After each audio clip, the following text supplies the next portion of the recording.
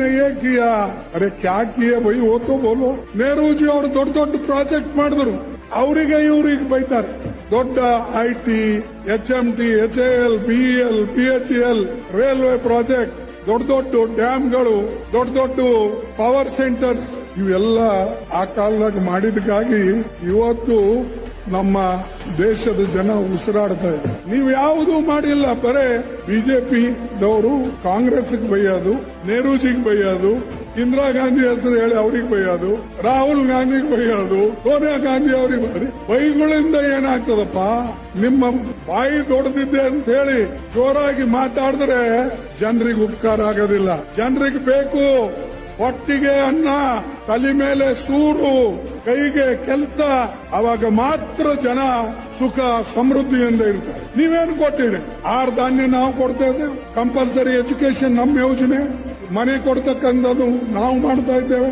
ಎಲ್ಲ ಮನ್ರೇಗಾ ಯೋಜನೆ ಏನು ಬಡವರಿಗೆ ಕೈ ಕೆಲಸ ಕೊಡ್ತಾ ಇತ್ತು, ಹೊಟ್ಟೆ ತುಂಬಾ ಅವರಿಗೆ ಅನ್ನ ಸಿಗಬೇಕು ಅಂತ ಹೇಳಿ ಆ ಮನ್ರೇಗಾ ಯೋಜನೆ ಸೋನಿಯಾ ಗಾಂಧೀಜಿಯವರು ಹಾಗೂ ಮನಮೋಹನ್ ಸಿಂಗ್ ಅವರು ಪ್ರಾರಂಭ ಮಾಡಿದ್ರು. ಆ ಮನ್ರೇಗಾ ಯೋಜನೆ ಸೋನಿಯಾ ಗಾಂಧೀಜಿಯವರು ಹಾಗೂ ಮನಮೋಹನ್ ಸಿಂಗ್ ಅವರು ಪ್ರಾರಂಭ ಮಾಡಿದ್ರು. ಈಗ ಆ ಯೋಜನೆಗೆ ಇವರು ಮೊಟ್ಟ ಹಾಕ್ತಾ ಇದ್ದಾರೆ.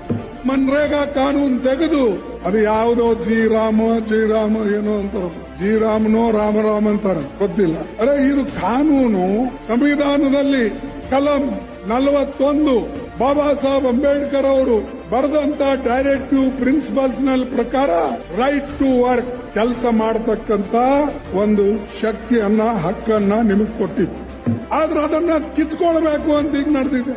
ಮೊದಲು ನಮಗೆ ನಾವು 90% ಕೇಂದ್ರ ಕೊಡ್ತಿತ್ತು, 10% ರಾಜ್ಯ ಸರ್ಕಾರ ಕೊಡ್ತಿತ್ತು. ಇದು ಬಡವರಿಗೆ ಹೋಗ್ತಿತ್ತು. ಅದೇ ರೀತಿಯಾಗಿ ನಮ್ಮ ಪಂಚಾಯಿತಿಗಳು ಕೆಳಮಟ್ಟದಲ್ಲಿ ಏನ್ ನೀವು ಕಾರ್ಯಕ್ರಮ ರೂಪಿಸ್ತಿದ್ರು, ಆ ಕಾರ್ಯಕ್ರಮವನ್ನೇ ಮನ್ರೇಗಾದಲ್ಲಿ ಅದನ್ನ ಅನುಷ್ಠಾನಕ್ಕೆ ತರ್ತಕ್ಕಂಥದ್ದು. ಅದು ಇವತ್ತು ತೆಗೆದುಹಾಕಿದ್ದಾರೆ. 90-10 ತೆಗೆದು 60-40 ಎಲ್ಲಿಂದ ತರಬೇಕು? 40% ರಾಜ್ಯ ಸರ್ಕಾರಗಳು. ರಾಜ್ಯ ಸರ್ಕಾರದ ಮೇಲೆ ಭಾರ ಹಾಕಿ ನಾವು 125 ದಿವಸ ಕೆಲಸ ಕೊಡ್ತೇವೆ ಅಂತ ಹೇಳ್ತೀವಿ. ಅರೆ ಈಗ ಇರ್ತಕ್ಕಂತ ಯೋಜನೆಯಲ್ಲೇ ಕೇವಲ 44-45 ದಿವಸ ಕೊಡ್ತಾ ಇದ್ರಿ ಇಡೀ ದೇಶದಲ್ಲೇ. ಈಗ 125 ಕೊಡ್ತಕ್ಕಂಥದ್ದು ನಿಮ್ ಕೈಯಿಂದ ಆಗ್ತದ? ಸಾಧ್ಯನಾ?